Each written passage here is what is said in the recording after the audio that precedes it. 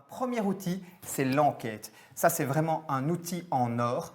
Et c'est quoi l'enquête? C'est de mieux comprendre la mobilité des collaborateurs. Et donc, cette enquête, c'est d'une part d'avoir des datas, donc de regrouper quelque part, de globaliser pour tous les collaborateurs un potentiel de shift modal. Donc, ça veut dire comment est-ce que je me déplace aujourd'hui et quel est le potentiel d'autres moyens de transport en fonction, par exemple, de la distance. D'autre part, c'est les facteurs humains. C'est-à-dire, aujourd'hui, il y a ces autres modes de transport. Pourquoi est-ce que la personne, le collaborateur de manière individuelle ne va pas l'activer? Et donc, c'est ce qu'on appelle vraiment les freins à l'utilisation et de pouvoir les identifier. Et ces deux choses, donc la globalisation des modes de transport et les freins, ça permet d'avoir un message très fort envers la direction.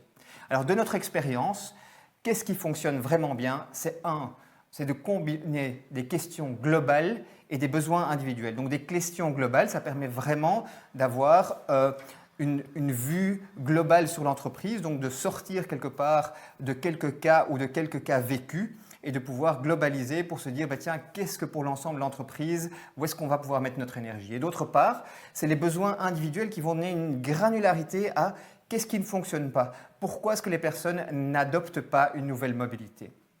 Deuxième chose, c'est une prioritisation des choix multiples. Alors, très important, quand on écrit des questions, quand on met des choix multiples, c'est qu'en fait, souvent, les premières réponses, c'est ceux qui sont le plus souvent cliqués. Et donc, l'idée, c'est de pouvoir inverser aussi les choix multiples et de pouvoir activer d'autres choses pour que les personnes aillent plus loin dans la question et reposer les mêmes questions pour être sûr d'avoir la bonne réponse. Et troisième chose, ce serait le recoupement des questions pour mettre vraiment en exergue ce que recherche la personne. Parce qu'en fait, la compréhension de la personne, de la question et la réponse qu'elle donne sont par rapport à son vécu.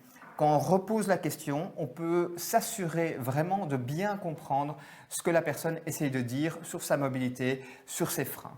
Et donc, une fois qu'on active tout ça, on peut avoir, avec une enquête, vraiment une base de données sur laquelle on va pouvoir construire quelque part toute une stratégie durable de mobilité qui, généralement, prend plusieurs mois, voire plusieurs années en fonction du nombre de collaborateurs.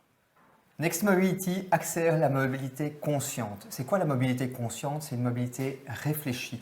Donc, on va aller de manière consciente dans sa mobilité en fonction de trois paramètres.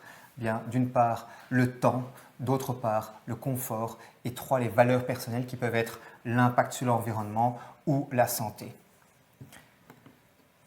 Bonjour, je suis André Simonard. Et moi, Nicolas Verstraet. On représente Next Mobility, on est des passionnés de la simplification opérationnelle et de l'humain et on est toujours à la recherche de solutions concrètes. Alors en entreprise, souvent quand on parle de mobilité, les entreprises arrivent avec leurs propres solutions pour pouvoir activer une mobilité.